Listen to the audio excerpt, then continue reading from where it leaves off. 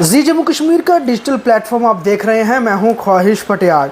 एक बहुत important issue के साथ आज हम आपके साथ जुड़े हैं और आपको मैं बताऊं कि जो आज के समय में स्थिति बनी हुई है जिस तरह की, और ख़ास तौर पे पिछले कुछ दिनों से जो तस्वीरें सोशल मीडिया के ऊपर सामने आ रही हैं, उसने सबको जो है हक्का बक्का किया हुआ है और कहीं ना कहीं एक डिस्कशन जो है वो परिवारों में, सोसाइटी में जो चला हुआ है।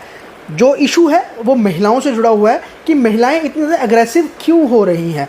हालांकि पहले भी ऐसा होता था, लेकिन अब के समय में तस्वीरें ज़्यादा सामने आ रही हैं और एक गुस्सा बहुत ज़्यादा सामने आ रहा है। हाल ही में जम्मू में एक महिला ने गाड़ी टकराई, दो गाड़ियों की, तो उसने एक तेज़धार हथियार जो उसके पास ही था वो निकाल के एक व्यक्ति को पकड़ लिया। बहुत उस वीडियो ने जो है वो चर्चा जो है वो बनाई, डिस्कशन क्रिएट कर दिया। मेरे साथ मनोचिकित्सक हैं डॉक्टर जगदीश राज थापा साहब। उनसे हम जानेंगे किस तरह की उनके पास क्या ऐसे भी केसेस आते हैं और ये जो वजह सामने नज़र आ रही है, कारण क्या है उसके पीछे। सर, सबसे पहले मैं आपका स्वागत करना चाहूँगा। हम देख रहे हैं, हमने रिसेंटली, आपने भी देखी होगी वीडियो जहाँ पे महिला ने, हालांकि उन्होंने तर्क दिया कि मेरे पति के साथ हाथापाई की थी, लेकिन एक वो गुस्सा, एक वो एंगर जो है वो शायद जम्मू में या जम्मू कश्मीर में पहले इस तरह के देखने को नहीं आता। बहुत शांत स्वभाव की महिलाएं हैं हमारे लोगों को वैसे भी कहा जाता है कि बड़े डोगरास, बड़े सॉफ्ट होते हैं, बड़े स्वीट होते हैं। तो ये तस्वीरें क्या बयां करती हैं और आप साइकोलॉजिकली क्या देखते हैं, क्या कारण हो सकते हैं इसके पीछे? देखिए, पहली तो बात आपका, जैसे आपने कहा कि हम डोगरा लोग हैं, बड़े स्वीट हैं और यहाँ बहुत अच्छी महिलाएं, वो आज भी वही है। सिर्फ क्या कि एक्सपोजर नहीं था, पहले कोई हादसा होता था वो इतना सोशल मीडिया पर नहीं आता था, हमें पता भी नहीं चलता था। हमने पहले भी ऐसे एपिसोड देखे हुए हैं, कई लोगों ने, जैसे लड़ाइयाँ हो जाती थी और तेज़धार के हथियार से मार दिया जाता था, हस्बैंड को भी, और वाइफ ने भी किया हुआ है, ये हमने देखे हुए हैं। मगर अब क्या है कि ज़्यादा सोशल मीडिया में आने से हमें लगता है कि ज़्यादा हो गए हैं। मे भी ज़्यादा भी हुए हैं, ये भी मैं कहूँगा ज़्यादा हुए हैं। उसके कारण है मल्टीपल फैक्टर्स हैं, सोशल फैक्टर इन्वॉल्व हैं, कल्चरल फैक्टर इन्वॉल्व हैं, फाइनेंस फैक्टर्स होते हैं और कुछ साइकोलॉजिकल फैक्टर्स होते हैं। उसमें क्या है कि जैसे सोशल फैक्टर हैं, एक्सपेक्टेशंस बहुत ज़्यादा लोगों की हाई हो गई हैं, फैमिली से भी हाई हो गई हैं और सोसाइटी की भी हाई हो गई हैं। अपना लिविंग स्टैंडर्ड भी लोग ज़्यादा हाई करना चाहते हैं। उससे क्या कि हमारी फ्रस्ट्रेशन टॉलरेंस कम हो गई है। अगर कहीं से हमें बातचीत कर रहे हैं, नॉर्मल बात भी कर रहे हैं, तो हमें अग्रेसिव ज़्यादा हो जाते हैं। वो एक, मैं समझता हूँ कि बहुत ज़्यादा फैक्टर है। दूसरा कारण जो होता है कि साइकोलॉजिकल फैक्टर्स होते हैं, जो कई बार हम इग्नोर कर देते हैं, क्योंकि जो लेडीज़ हैं उनको प्रेशर क्या है, बच्चों का प्रेशर होता है, घर का प्रेशर होता है, फाइनेंस का प्रेशर होता है, रिलेशनशिप का प्रेशर होता है। ये सारे जो प्रेशर हैं उनका स्ट्रेस जो है लेवल बहुत ज़्यादा हाई कर देते हैं और उसकी वजह से टॉलरेंस कम हो जाती है। और जैसे घर से अगर वो स्ट्रेस लेके आ रही हैं, अगर बाहर कहीं ऐसी बात हो जाती है तो उनकी एग्रेशन जो है बहुत ज़्यादा हो जाती है। और मैं ये भी आपको बताना चाहूँगा कि एग्रेशन ज़रूरी नहीं है कि ये एबनॉर्मल हो, ये पैथोलॉजिकल को ज़रूरी नहीं है। कई बार एग्रेशन जो है डिफेंसिव भी होती है। अगर आगे से कोई आदमी बोल रहा है तो उसको डिफेंड करने के लिए भी एग्रेशन हो सकती है, तो उसको हम कहते हैं डिफेंसिव एग्रेशन होती है। हाँ, ये भी ज़रूरी है बताना यहाँ कि इनिशिएशन ऑफ एग्रेशन वो बढ़ गई है। अगर हम बात करें, कारण क्या समझती हैं आप? क्या महिलाएं आज के समय में, जैसे आपने कहा कि बड़ी सारी चीज़ों को लेकर एक दूसरे को देखना होता है, इंसान कहता है कि किसी व्यक्ति के पास ये चीज़ है, मेरे पास क्यों नहीं है? कोई अच्छा दिखता है, कोई फाइनेंशियली ज़्यादा अच्छा है, और सोशल मीडिया पे ही हमें ज़्यादा चीज़ें हैं। आजकल हम लोग देखते हैं कि महिलाएं जो हैं, पहले शायद दूसरे फ़ोन होते थे कीपैड वाले, उससे पहले लैंडलाइन फ़ोन होते थे, तब तो शायद इतने लोग इन्वॉल्व नहीं होते थे। लेकिन आजकल जो ज़्यादा समय सोशल मीडिया पे निकालना, अलग अलग कंटेंट देखना, वो कंटेंट क्या किस तरह की मानसिकता बदलता है और आपके पास कैसे केसेस आते हैं? देखिए, सोशल मीडिया का इम्पैक्ट बहुत ज़्यादा होता है। जैसे कि हम ग्रो कर रहे हैं, हमने बच्चों में भी देखा है ये कि जैसे जैसे ग्रो करते हैं वो, उनको एक्सपोजर जितना मिलना चाहिए था पॉजिटिवली वो नहीं मिलता है। और जैसे भी हम बुक्स पढ़ते हैं उसमें इतना हम इन्फ्लुएंस नहीं होते, हम किसी से बात सुनते हैं वो इन्फ्लुएंस नहीं होते। जब हम रनिंग और कलर्ड मूवी देखते हैं कोई, या एक देखते हैं कोई मूवी चल रही है या कोई बात कर रहा है वो टीवी में आ रही है या सोशल मीडिया में आ रहा है, उससे इन्फ्लुएंस बहुत ज़्यादा हो जाते हैं। तो वो है कि कंपटीशन जो है उसकी होड़ तो है ही, हम भी ऐसा करें, हमारे पास भी कार हो, हमारे पास भी ऐसा घर हो, हम भी ऐसे दिखने चाहिए, हम भी सैलून जाएं, हम भी ऐसा तैयार हों। तो ये जैसे रीलें हम देखते हैं उसका इन्फ्लुएंस तो बहुत ज़्यादा है ही। तो उसकी क्या एक्सपेक्टेशंस हमारी जो है फैमिली से भी बढ़ गई हैं, अपने पीयर ग्रुप में जो है वो भी देखते हैं हम, कंपेयर करना बढ़ गया है, अपने हस्बैंड से भी बढ़ गए हैं, तो हस्बैंड की वाइफ से बढ़ गई हैं, वो भी एक जो है प्रेशर क्रिएट करता है। सर महिलाओं से जुड़ा हुआ गुस्सा, क्योंकि ये तो हमने एक पर्टिकुलर केस की बात की जहाँ पर एक वो एक्सीडेंट का मैटर था, महिला थी, लेकिन हम देखते हैं कि युवतियाँ जो हैं यंग एज की गर्ल्स हैं या फिर न्यूली मैरिड हैं और शादियां बहुत ज़्यादा सक्सेसफुल नहीं हो पा रही हैं आज के समय में। लड़कियों की तरफ से भी कहीं ना कहीं जो पहले एक ठहराव होता था ना कि परिवार को संभालना है, एक परिवार को बचाए रखने के लिए पूरी कोशिश करनी है, कहीं ना कहीं पेरेंट्स भी उसमें इन्वॉल्व रहते हैं, लेकिन वो पेशेंस नहीं है जिस कारण शादियां बहुत टूट रही है और महिलाओं का उसमें बहुत बड़ा एक रोल सामने नज़र आता है। पुरुषों का भी होता ही है, लेकिन महिलाएं क्योंकि अगर वो चीज़ बचाना चाहे बचा भी सकती हैं, लेकिन वही बात है बचा नहीं पा रही हैं जिस कारण परिवार बहुत टूट रहे हैं। तो ऐसे केसेस में आप क्या देखते हैं? देखिए इसमें सबसे बड़ी बात है कि एक्सपेक्टेशन जो है ना from the family, from the in laws family, from the husband बहुत ज़्यादा हाई हैं।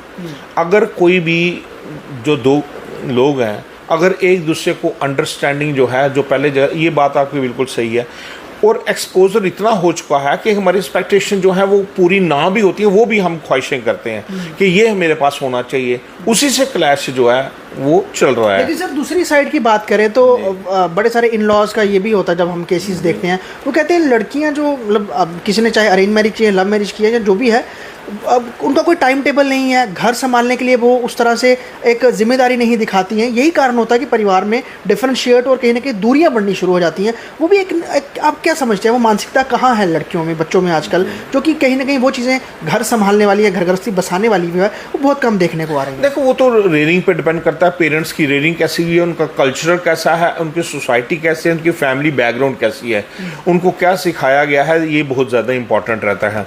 और उनकी देखिए ऐसा होता है कि आजकल ये देखा गया है कि अगर लड़की पढ़ी लिखी है तो वो ये सोचते हैं कि इसको बाकी काम कुछ नहीं आता। वो भी एक एक्सपेक्टेशन जो इन लॉज की रहती है, अगर वो हस्बैंड की भी रहती है, जब पूरी नहीं होती है तो वो कहते हैं मैं ये नहीं करूँगी, मैं पढ़ी लिखी हूँ, मैंने पढ़ाई की है। ये अब देखिए अवेयरनेस कहाँ से आई, सोशल मीडिया से आई, एक्सपोजर बहुत ज़्यादा हो गया, जो चीज़ें पता भी नहीं थी वो पता लगने के, अपने हक पता चल जाए, ये कानून है, ये लॉ है, मुझे अगर ऐसा होगा तो ये डोमेस्टिक वायलेंस को ही आप देख लीजिए, पहले को केस हम बहुत कम देखते थे, अब डोमेस्टिक वायलेंस के केस तो आधा तो कोड उसी में भरा पड़ा है ना। डाइवोर्स के केसेस जैसे आपने खुद बताया कि बढ़ गए हैं।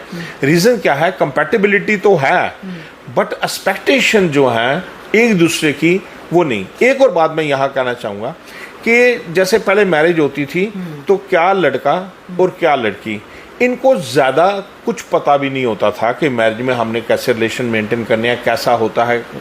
आजकल एक्सपोजर बड़ी यंग एज, टीन एज में भी सब कुछ इनको पता चल जाता है। और मैरिज का इतना ज़्यादा जैसे जोश रहता था, जैसे उनको एडजस्टमेंट रहती थी, वो चीज़ें रही नहीं। तो डॉक्टर साहब इसके लिए आप क्या सोल्यूशन देखते हैं? महिलाओं को खासतौर पे हम उनका ही जिक्र कर रहे हैं, गुस्सा बड़ा ज़्यादा आ जाना, एग्रेसिव हो जाना अलग, और इसका सोल्यूशन क्या है? उनको क्या इलाज या फिर क्या अपनी मेंटली एक स्टेबिलिटी बनानी है जिससे उनका भविष्य स्टेबल रहे, अच्छा रहे, परेशानी ना हो किसी भी तरह से? और कहते हैं ना कि 5 मिनट का गुस्सा अगर आपने कंट्रोल कर लिया तो बड़ी सारी चीज़ें बचा सकते हो। अगर आप अग्रेसिव हो गए, आपने कुछ बोल दिया, वो बात बिगड़ जाती है। तो इसका दवाई क्या है एक्चुअली इसका? वो सब दवाई कुछ नहीं है, सेंस की आप एडवाइस क्या देंगे? एडवाइस ये है कि पहले जो भी ऐसा हमें कोई मिलता है, पेशेंट मिलता है, फर्स्ट टाइम होता है कि हम उसकी हिस्ट्री लेते हैं, उसकी पर्सनल हिस्ट्री लेते हैं, उसकी पास्ट हिस्ट्री लेते हैं, उसके रिलेशनशिप के बारे में सारी डिटेल हिस्ट्री चाहिए कि उसकी हिस्ट्री क्या है, नंबर 1। नंबर क्या कोई उसने डोमेस्टिक वायलेंस तो नहीं देखा, घर में वायलेंस तो नहीं देखा है, अब्यूज़ तो नहीं कभी हुआ पेशेंट। ऐसी चीज़ें जो है ना, ये क्या मानसिकता को खराब करने वाली होती हैं, एग्रेशन बढ़ाने वाली होती हैं, ठीक है ना। तो वो पहले देखें उसको कैसे उसकी रीडिंग हुई है, किस माहौल में हुई है, एनवायरनमेंट कैसा मिला है, फैमिली की एनवायरनमेंट कैसा मिला है ना, अपनों का कैसे उसके एनवायरनमेंट मिला है, वो हो गया। एक हो गया, एक उसका पर्सनल हो गया कि उसकी पर्सनल लाइफ में कैसे आप ब्रिंगिंग हुई है, ये हो गया। दूसरा होता है कि कई बार हम कहते हैं कि हम उसकी साइकोलॉजिकल हिस्ट्री भी इम्पॉर्टेंट है। हमने यहाँ देखा कि ज़्यादातर जो अग्रेसिव लोग हैं उनमें जान तो वो अपना जो उन्होंने एम रखी थी वो पूरी नहीं हुई है, उसको लेके वो स्ट्रेस में है ना, वो एनजाइटी में है, वो डिप्रेशन में है। कई लोगों की क्या कि आजकल देखो अनएम्प्लॉयमेंट भी बहुत है। अगर कोई आदमी सोचता है कि मैं ये करूँगा, उसकी नई ख्वाहिश पूरी होगी, तो वो भी स्ट्रेस में है, उसको एनजाइटी भी है। इससे क्या होता है कि प्रोलॉन्ग्ड जो स्ट्रेस रहता है विच इज़ नॉट एड्रेस्ड, उसकी वजह से low frustration tolerance is very very common. और जैसे कई लोगों में पर्सनालिटी डिसऑर्डर होते हैं, जैसे बॉर्डरलाइन पर्सनालिटी के लोग बड़े अब्यूजिव होते हैं, इम्पल्सिव होते हैं, अग्रेसिव होते हैं, मारपीट करते हैं। तो और महिला में एक और चीज़ मैं कहता, मेल में भी होते हैं, पर हार्मोनल चेंजेस भी इंपॉर्टेंट होती हैं फीमेल में ज़्यादा। तो हार्मोन चेंजेस से जैसे हम पोस्टमार्टम डिप्रेशन देखते हैं, प्री मेंस्ट्रुअल टेंशन देखते हैं, वो चीज़ें भी इंपॉर्टेंट होती हैं। क्या उस समय भी इंपॉर्टेंट होता, किस समय पे किसने क्या कहा, that is also very important in female. तो उस समय पे अगर कोई उससे ऐसी कोई बात हो जाती है तो उसको एग्रेशन आना ज़्यादा आ सकती है। तो सर इसका सोल्यूशन क्या है? क्योंकि हम परिवारों को भी समझाने की कोशिश करें, अगर ऐसा महिला उनको लगता है अपने घर की, चाहे उनकी बहन है, बेटी है, उनके घर की बहू है, माता है, तो कैसे आप उनको, अगर लगता है कि वो अब ज़्यादा अग्रेसिव है, किसी वजह से गुस्सा ज़्यादा होना शुरू हो रही है या फिर कोई परेशानी में है, कैसे उनको काम डाउन किया जाए, उनको चीज़ें नॉर्मल की जाए? देखिए, अर्ली डिटेक्शन किसी भी चीज़ की जो है उसका जो प्रोग्नोसिस है अच्छा होता है।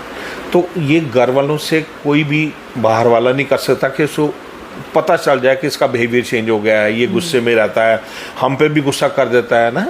तो वो जो चेंजेस अगर वो महसूस करते हैं तो उनको एक क्लिनिकल साइकोलॉजिस्ट की सलाह लेनी चाहिए। इसका काउंसलिंग का रोल रहता है, माइल्ड कोई मेडिसिन भी अगर देनी पड़े वो भी है।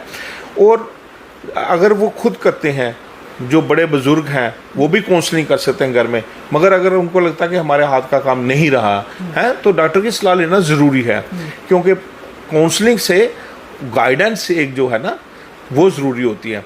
एश्योरेंस जो है वो घर वाले देंगे, गाइडेंस और काउंसलिंग जो है वो उनको काउंसलर से सलाह लेनी चाहिए। मेडिटेशन क्या रोल रखती है? क्या मेडिटेशन से भी उनको रिलीफ मिल सकता है इस तरह के? देखिए, मैक्सिमम लोगों को पता नहीं है मेडिटेशन क्या होती है, समझ गए ना मैं, वो कहते हैं आंख बंद करके मेडिटेशन हो गई। ऐसा नहीं होता है, मेडिटेशन के तरीके होते हैं, मेडिटेशन कैसे की जाइए। तो जैसे हम कहते हैं कि मेडिटेशन कैसे करो, लोग कहते हैं कि आंखें बंद कर ली मेडिटेशन हो गई, और बाहर आवाज़ दे रहा है वो भी सुन रहे हैं, है ना, दूध उबल रहा है वो भी आवाज़ आ रही है, बाहर कोई आ गया उसको बुला लो वो भी आवाज़ आ रही है, घंटी बज गई है वो भी आवाज़ आ रही है, वो मेडिटेशन नहीं होती है। हाँ, योगा मेडिटेशन का रोल बहुत ज़्यादा रहता है। इसमें सबसे इम्पॉर्टेंट होती है डीप ब्रीदिंग करना। जैसे आपको गुस्सा है, आप आराम से बैठिए और लंबी सांसें लीजिए, डीप ब्रीदिंग। और मैं ये कहता हूँ कि मेडिटेशन भी जब करनी होती है कम से कम 10 बार डीप ब्रीथ करना चाहिए, जो कि बैक से शुरू करना चाहिए, जैसे 10, 9 ऐसे मुंह में गिनना है, और उसके बाद शांत से रहना है। और वो मेडिटेशन तभी कामयाब है जब उसको बाहर की कोई चीज़ ना सुनाई दे, अंदर की चीज़ों को देखे, उसको ब्रीदिंग का पता चले मेरी ब्रीदिंग आ रही है। और इवन जो अच्छे मेडिटेशन करने वाले लोग हैं वो अपने हार्ट रेट को सुन सकते हैं, वो अपने हार्ट की जो वॉइस है उसको सुन सकते हैं, जैसे उनको लगेगा लब था मेरा हार्ट कैसे चल रहा है। और जो सीख जाते हैं मेडिटेशन ज़्यादा करनी है वो अंदर की साउंड सुन सकते हैं। मेडिटेशन का मतलब आप अंदर जा रहे हो, अपने मन में जा रहे हो, है ना, बाहर की चीज़ों से नाता तोड़ रहे हो, अंदर जा रहे हो। मेडिटेशन जो है वो अंदर की आवाज़ सुनने हैं। और कई लोगों को हमने ये देखा है, मेडिटेशन करने वाले वो कहते हैं हम जब पूरी तरह मेडिटेशन में चले जाते हैं, कुछ भी बाहर हो रहा हमें पता नहीं चलता, हमें अंदर से ओम की आवाज़ आती है। हमने देखा है, लोगों को कहते देखा है ना, क्योंकि वो वही फील कर रहे होते हैं, वही आवाज़ आती है ना। कई लोग आपको मेडिटेशन करते पूरा बता सकते हैं कि इतनी हार्ट बीटिंग होती है और ऐसे हार्ट बीटिंग होती है। तो अंदर की साउंड को सुनने को मेडिटेशन कहते हैं। जी, जम्मू कश्मीर लद्दाख से बात करने डॉक्टर साहब बहुत बहुत शुक्रिया। तो साफ तौर पे डॉक्टर जगदीश राज थापा ने बहुत कुछ बताया, और महिलाओं को जो आजकल स्ट्रेस की एक उनको एक लाइफ स्टाइल जो है वो मिल रहा है, या फिर बड़ी सारी चीज़ों को लेकर वो डिप्रेस्ड रहती हैं। हालांकि पुरुष समाज में भी ऐसा देखने को मिलता है, लेकिन पिछले कुछ समय में बहुत सारे केसेस ऐसे आए हैं, खासतौर पर नवविवाहिता महिलाएँ जो हमसे जुड़े हुए, जहाँ पे पुरुषों की हत्या हो रही है, चाहे वो अरेंज मैरिज हो, लव मैरिज हो, या फिर हर उम्र की महिलाओं में गुस्सा देखने को आ रहा है। बहुत सारे तरीके हैं उसको कंट्रोल करने के, मेडिटेशन एक बहुत सारा सहारा है, लेकिन अच्छी तरह का मेडिटेशन अगर आप करें तो ही उसका आपका फ़ायदा मिलेगा। या फिर अगर आपको ज़्यादा लग रहा है कि अगर आप प्रॉब्लम से गुजर रहे हैं और कोई आप किसी से कनेक्ट नहीं कर पा रहे हैं, किसी से बात शेयर नहीं कर पा रहे हैं, तो आपको एक मनोचिकित्सक से काउंसलिंग लेना बहुत ज़्यादा ज़रूरी है। क्योंकि जो अंदर की चीज़ें हैं जब आप वो बाहर नहीं निकालते हैं, वो अंदर एक बहुत बड़ा आप कह सकते हैं घाव बनाती चली जाती है, जो कि भरना बहुत मुश्किल हो जाता है। तो ये चीज़ों का ख्याल रखना है, और सोसाइटी में हमें ये देखना है कि अगर हमारे परिवार में, हमारे परिजनों में कोई व्यक्ति, हमारी कोई महिला, हमारी चाहे वो बेटी हो, बहन हो, माँ हो, कोई भी हो, वो अगर किसी परेशानी से जूझ रहे हैं, बातचीत करें और कोशिश करनी है कि चीज़ों को सेटल करना है बजाय उसे आगे बढ़ाने के। जी जम्मू कश्मीर लद्दाख देखने के लिए धन्यवाद।